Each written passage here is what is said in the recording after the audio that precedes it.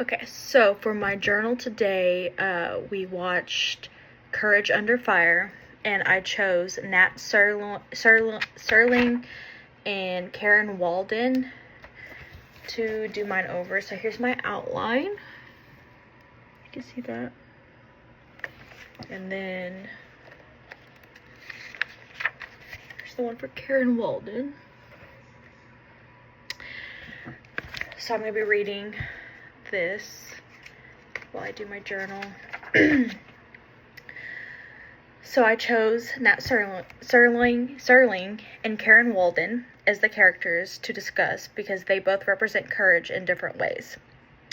So Nat Serling, he accidentally caused friendly fire. He's a colonel and he accidentally caused friendly fire.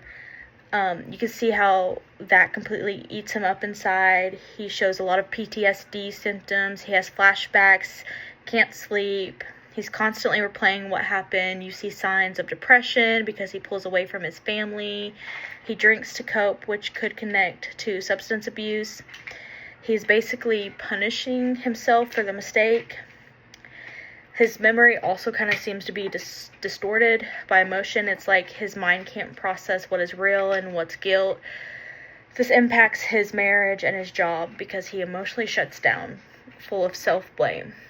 Which is really interesting because you find out at the end of the movie that, like when you watch the beginning of it and the flashbacks, he gave the order to fire, and it did end up being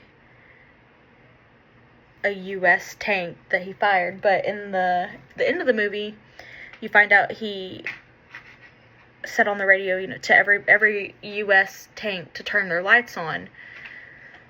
And so it's just interesting how your mind you just become so overwhelmed by the guilt that your mind can change your memory like that. And then, so Karen Walden, even though she dies in the movie, we learn about her through flashbacks and testimonies. She's remembered as brave and strong, but also human. She was terrified and under extreme pressure. In these moments, you can see early signs of acute stress that could easily turn into PTSD if she had survived. Her story also shows how trauma affects memory. Each soldier remembers her actions differently. Some see her as heroic, others as panicked. It really shows how your minds can twist memories during trauma to protect ourselves or protect your actions, make you feel